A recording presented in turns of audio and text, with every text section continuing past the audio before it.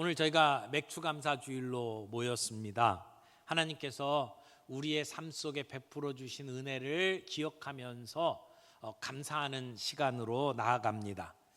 우리가 농사를 짓는 건 아니에요. 밀 그리고 보리 농사를 져서 그 열매를 가지고 하나님 앞에 나아가는 것이 맥주감사주일이죠.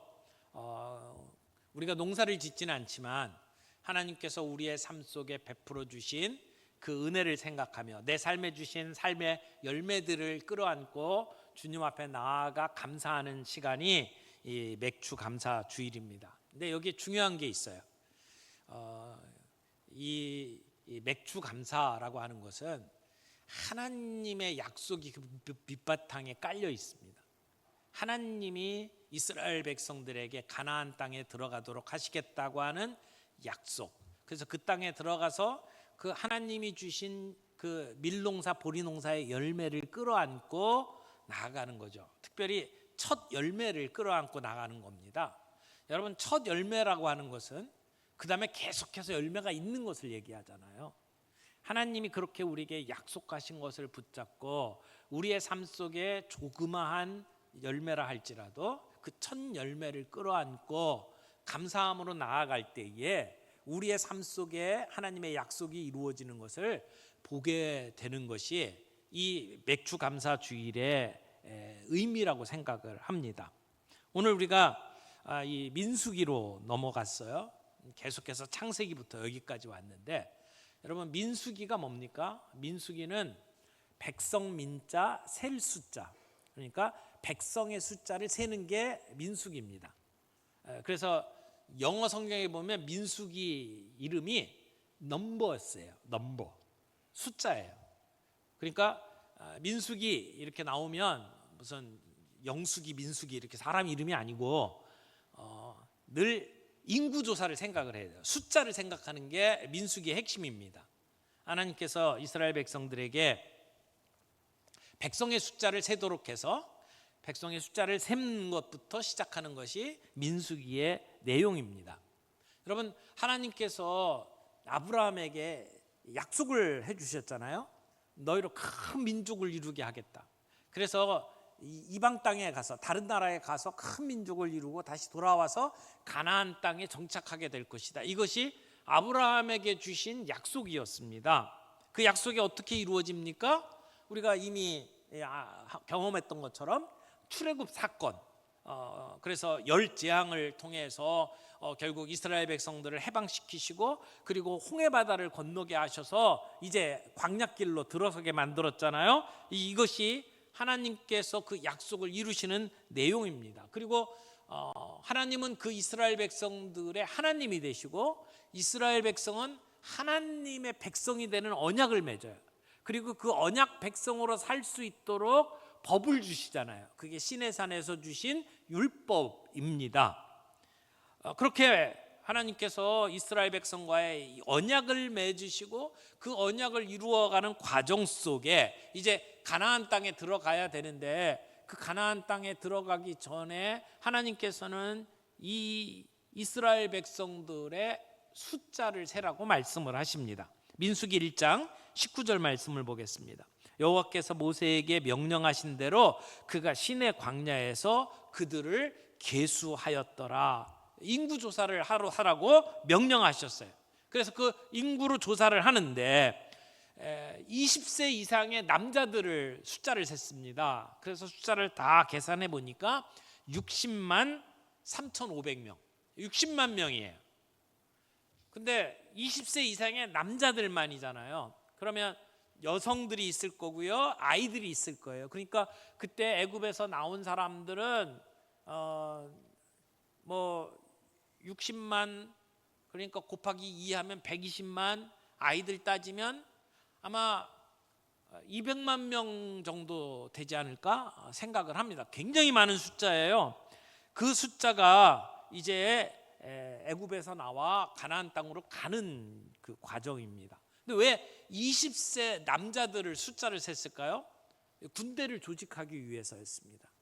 이제 가나안 땅에 들어가면 가나안을 정복하는 전쟁을 해야 되잖아요. 그 전쟁에 필요한 사람들을 파악하고, 그리고 그들을 크게는 1000명, 100명, 50명, 그리고 10명 이런 숫자로 조직을 하게 됩니다. 그리고는 인구 조사를 다 마친 다음에 이제 가나안 땅을 향하여 출발을 하게 되는데, 가나안 땅하고 가장 가까운 곳에 위치한 가데스 바네아라고 하는 땅에 도착을 합니다. 거기서 가나안 땅이 가까워요. 뭐 그대로 가면 이 사람들이 일주일이나 열흘 안에 가나안 땅에 들어갈 수가 있습니다. 그런데 그곳에서 하나님께서는 모세에게 명령하십니다. 여기서 정탐꾼을 보내라. 그래서 모세는 하나님의 말씀대로 각 지파대로 지휘관들을 뽑아서 정탐꾼으로 가나안 땅에 보냅니다. 그래서 40일 동안 정탐을 하고 옵니다. 그런데 가나안 땅이 우리나라로 따지면 경상도 지역 정도 돼요. 그러니까 넓은 땅이 아니에요. 근데 그곳에 가서 40일 동안 정탐을 하고 왔다면 굉장히 구석구석 다 본 겁니다. 그렇게 40일 동안 정탐을 하고 돌아다닌 다음에 돌아와서 보고하는 내용이 이 민수기 오늘 우리가 읽은 부분입니다. 오늘 이 이야기를 통해서 우리가 정리할 수 있는 영적 교훈 3가지를 정리를 합니다. 첫 번째는 불신은 하나님의 약속을 가리운다는 것입니다. 정탐꾼들이 보고 온 가나안 땅은 어떤 땅이었을까요? 민수기 10장 27절 말씀 보겠습니다. 모세에게 말하여 이르되 당신이 우리를 보낸 땅에 간즉 과연 그 땅에 젖과 꿀이 흐르는데 이것은 그 땅의 과일이니이다. 정탐꾼들이 가가지고 정탐을 다 하고 난 다음에 과일을 가지고 왔어요. 근데 헤브론 땅에 가서 그 땅에 이 가나안 땅이 얼마나 풍요로운지를 보여줄 수 있는 포도를 가지고 왔습니다. 두 사람이 어깨에 짊어질 정도로 굉장히 풍성한 그러한 열매를 가지고 돌아옵니다. 그러니까 듣던 대로 그 가나안 땅은 젖과 꿀이 흐르는 땅이더라 라고 하는 걸 보여주는 증거입니다. 그런데 정탐꾼들이 본 것은 그렇게 좋은 땅만 본 게 아닙니다. 부정적인 요소들도 보여진 겁니다. 특별히 오늘 이 민수기 13장 27절에 보면 이 사람들이 이렇게 이야기합니다. 모세에게 말하여 이르되 당신이 우리를 보낸 땅에 간즉 이렇게 되어 있어요. 당신이 우리 보고 가라고 해서 우리가 가서 보니까 이렇게 얘기를 하는 거죠. 그런데 사실 그들이 간 땅은 모세가 보낸 땅은 맞습니다만은 그 이전에 하나님이 약속하신 땅입니다. 그 땅을 너에게 주겠다라고 하나님이 약속하신 땅 아닙니까? 그래서 따지고 보면 하나님이 우리에게 약속하신 그 땅에 가서 보니까 이렇게 얘기를 하는 게 맞는 것 아닙니까? 그런데 이 정탐꾼들이 하는 이야기는 뭐예요? 당신이 가라고 그래서 모세 당신이 가라고 그래서 가서 봤더니 이렇게 이야기를 하는 것을 보면 그들의 마음속에는 하나님의 약속에 대한 신뢰가 별로 없었구나라고 하는 것을 우리는 볼 수 있습니다. 여기 민수기 13장 28절 29절 말씀 봅니다. 28절 그러나 그 땅 거주민은 강하고 성읍은 견고하고 심이 클 뿐 아니라 거기서 아낙 자손을 보았으며 아말렉인은 남방 땅에 거주하고 헤딘과 여부스인과 아모리인은 산지에 거주하고 가나안인은 해변과 요단가에 거주하더이다. 여기 28절에 무슨 말로 시작해요? 그러나 앞에는 무슨 말이 있었어요? 그 땅이 젖과 꿀이 흐르는 땅이더이다 라고 이야기를 합니다.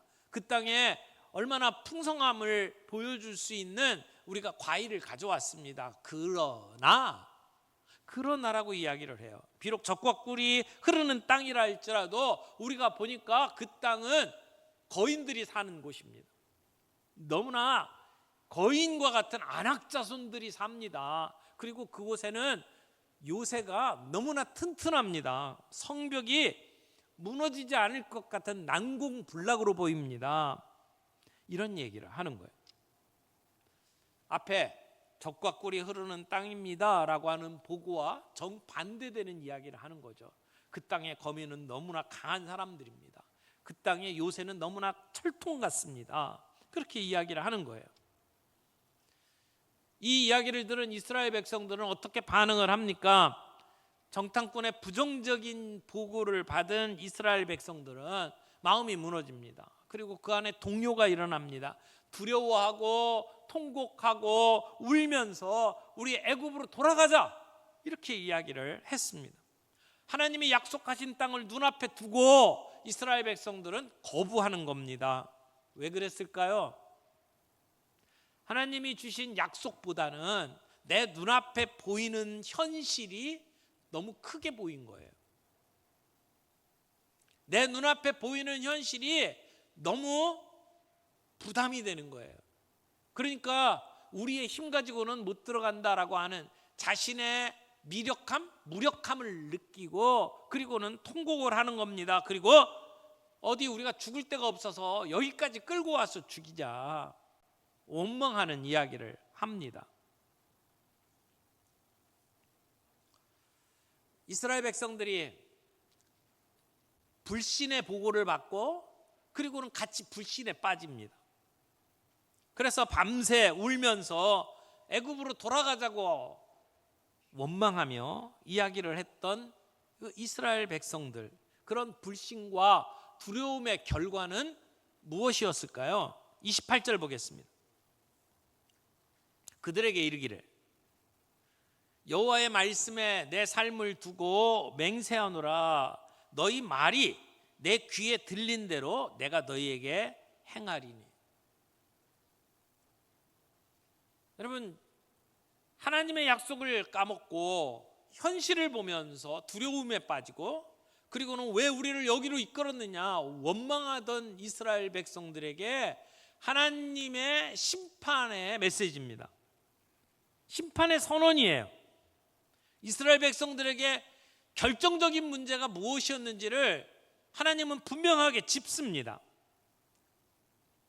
이스라엘 백성들이 왜 우리를 여기까지 끌고 왔느냐, 우리가 애굽에서 살다가 죽었으면 편했을 텐데, 그렇게 이야기를 하는 이스라엘 백성들, 그들의 말을 하나님은 그들의 신앙으로 받았어요. 여러분, 이거 굉장히 중요한 얘기입니다.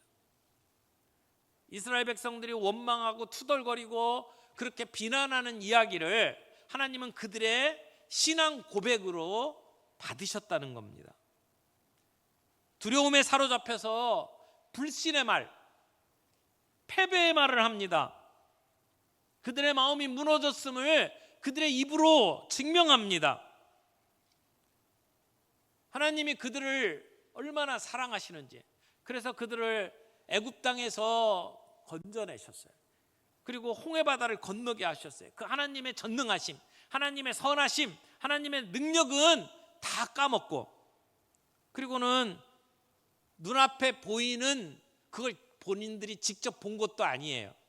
정탐꾼이 가서 보고 난 다음에 보고한 그 이야기에 마음이 녹아가지고 원망하고 그리고 비난합니다.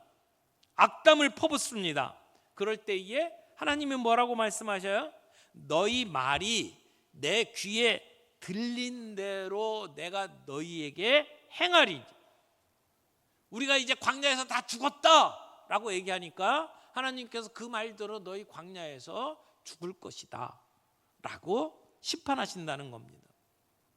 우리가 감정에 사로잡혀서 내뱉는 그 말이, 그게 우리의 불신을 드러내는 말이고, 그것이 우리의 삶을 결정짓는 표현이 될 수 있다라고 하는 겁니다. 그들의 부정적인 언어는 그들의 내면에 있는 믿음의 반영이었습니다. 근데 하나님은 그들의 말대로 심판하시겠다고 이야기를 하는 거예요. 결국 그들은 약속의 땅에 들어가지 못하고 그 땅에서 방황하다가 모두 죽습니다. 40일 동안 가나안에 들어가서 정탐했는데 그 하루를 1년으로 쳐서 40년 동안 이스라엘 백성들이 광야에서 방황하다가 죽게 된다는 것입니다. 너희 말이 내 귀에 들린 대로 행하시겠다. 여러분, 그러므로 우리의 입에서 그냥 늘 그 부정적인 얘기들을 하고 있는 그러한 삶의 습관이 있다면 바꾸시기 바랍니다. 늘 죽겠다 안 될 거야 못해 이런 얘기 하지 말라는 얘기입니다. 무조건 긍정적으로 보라는 이야기가 아니에요. 내 안에 있는 내면의 믿음이 드러나는 말을 하면서 살라는 것입니다. 이스라엘 백성들이 하나님의 약속을 의심하게 된 이유가 뭐예요? 눈에 보이는 현실이 너무 커 보였던 겁니다. 하나님의 약속에 대한 그 믿음보다도 눈앞에 보이는 것에 마음을 빼앗기고 그 두려움 때문에 하나님을 믿는 구원의 줄을 놓아버린 겁니다. 우리는 늘 하나님의 은혜, 하나님의 자비를 이야기합니다. 그런데 내가 할 수 없다라는 스스로의 무기력함 때문에 우리는 하나님의 구원, 하나님의 도움도 거부하는 그런 잘못들을 저지를 때가 얼마나 많이 있습니까? 줄다리기에서 줄을 놓으면 패배합니다. 붙잡고 있어야 합니다. 하나님의 구원의 줄, 하나님을 향한 우리의 믿음, 우리가 놓치면 안 됩니다. 그런데 이스라엘은 정탐꾼의 부정적인 보고를 듣고 그 악담, 그들의 그 폄훼하는 이야기를 듣고 그 줄을 놔버린 겁니다. 사랑하는 성도 여러분, 여러분은 어떤 두려움이 있습니까? 우리의 미래에 대한 두려움? 우리의 건강에 대한 두려움? 재정적인 어려움? 우리의 실패? 이런 두려움이 우리들의 삶에 눈앞에 보이는 것이 너무 커서 혹시 하나님의 약속이 점점 희미해지고 있지는 않습니까? 하나님의 약속이 우리의 감정보다 더 작습니까?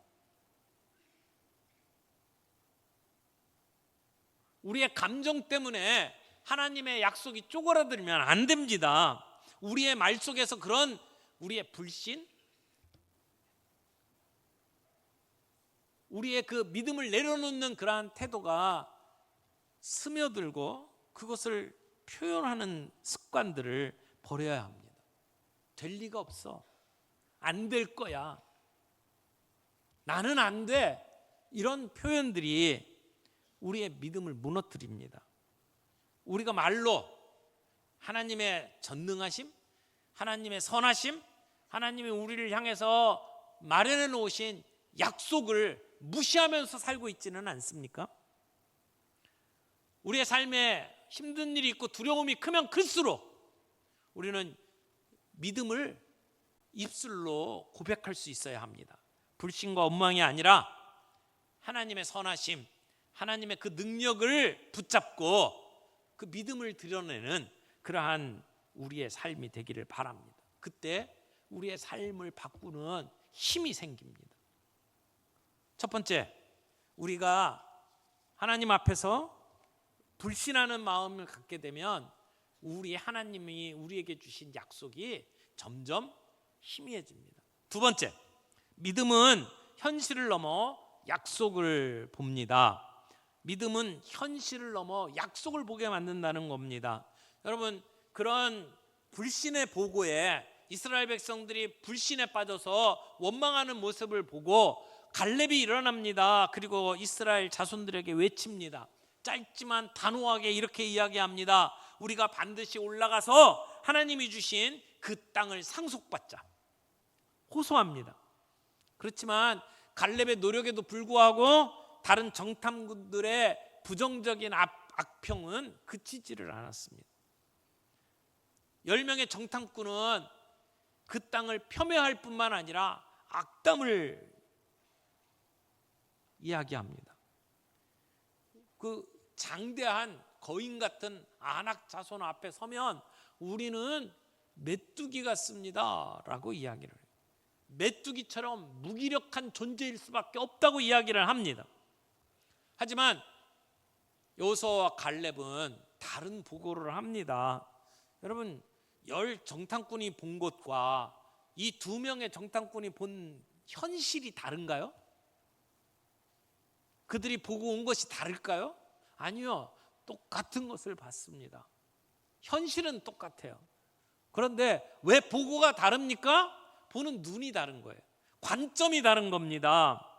여호수아와 갈렙은 열 정탐꾼이 보았던 것과 똑같은 현실을 보았지만 전혀 다른 보고를 합니다. 하나님이 그 땅 우리에게 주셨으니까 우리가 그 땅 가서 차지할 수 있다라고 이야기를 합니다. 그들이 이렇게 보고할 수 있었던 이유, 그것은 그 땅을 주시겠다고 하신 하나님의 약속을 굳게 붙잡았기 때문입니다. 뭐가 다른 거예요? 관점이 다른 거예요. 믿음의 차이가 있다는 거예요. 믿음의 눈을 가지고 보느냐 아니냐. 여러분, 현실을 우리가 볼 때에 현실 속에서 우리가 어떤 정보들, 사실들을 접합니다. 그런데 문제는 사실이 중요한 게 아니고요, 그 사실을 해석하는 눈이 중요하다는 겁니다.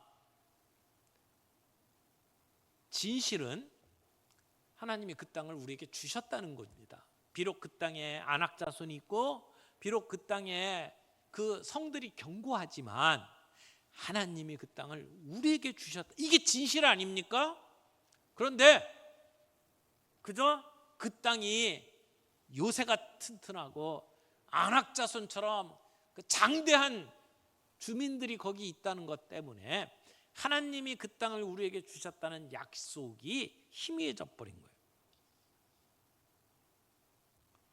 오늘 우리가 세상을 살면서 우리가 부딪히는 일들 속에 사실을 봅니다.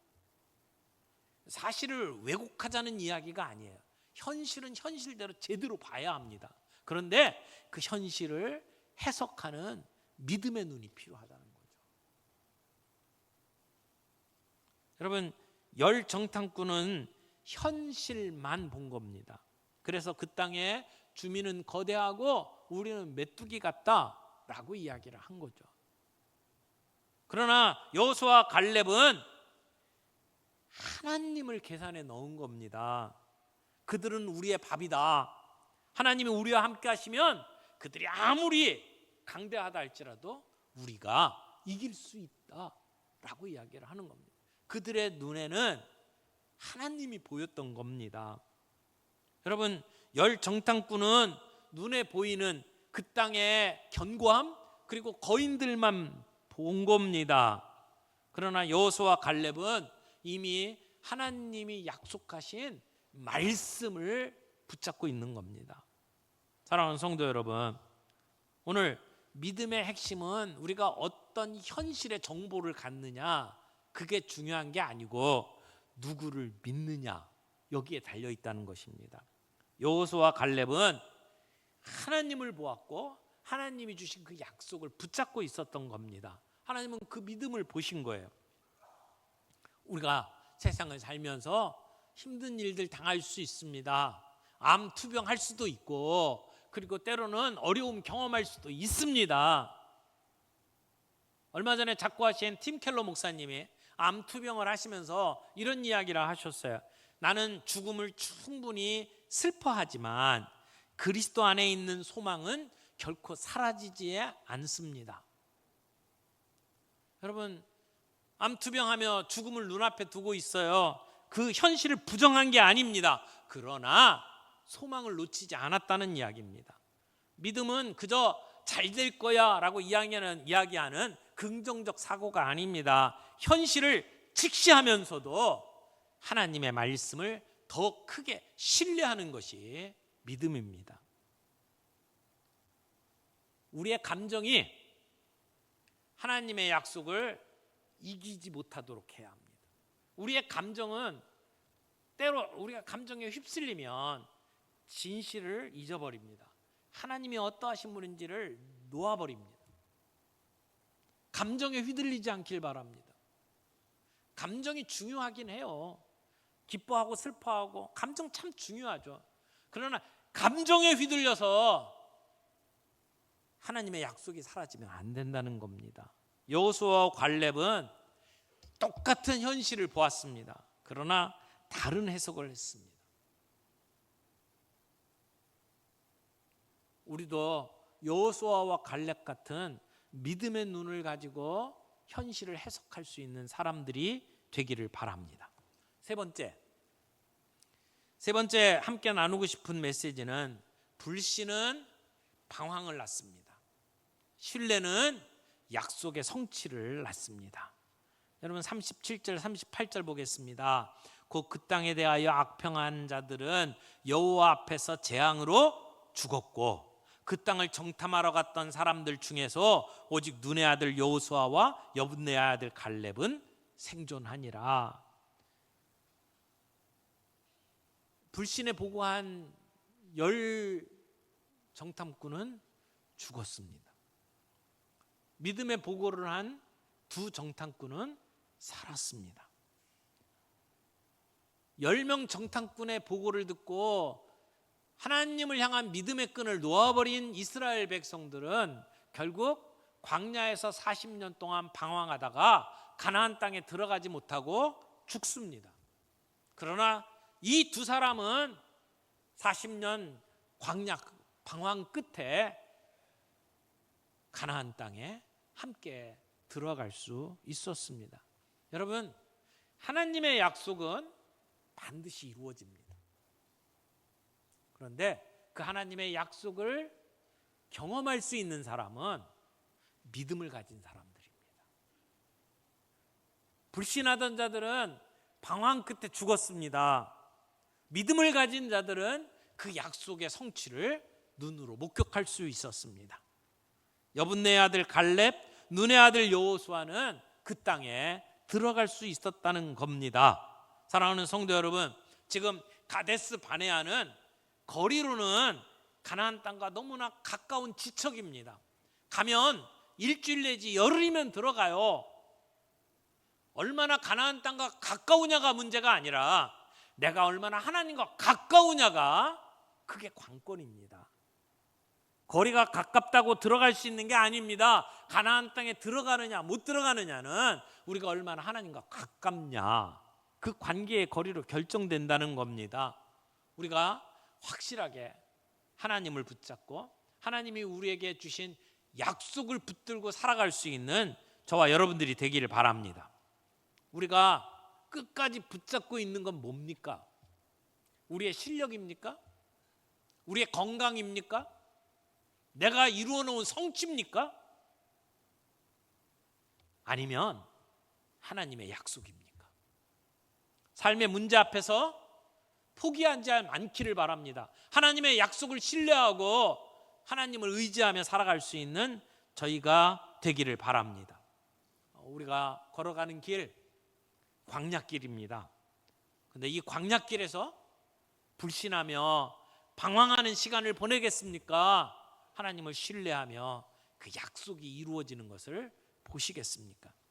약속을 붙든 사람은 하나님 나라의 미래에 참여할 수 있습니다. 오늘 맥주감사 주일을 맞이하면서 우리 비록 광야 같은 인생을 걸어가지만 하나님이 우리에게 주신 약속을 붙잡고 오늘 그 약속 의지하면서 하나님은 우리에게 주시는 구원의 끈을 놓지 않고 함께 걸어갈 수 있는 저희들이 될 수 있기를 바랍니다.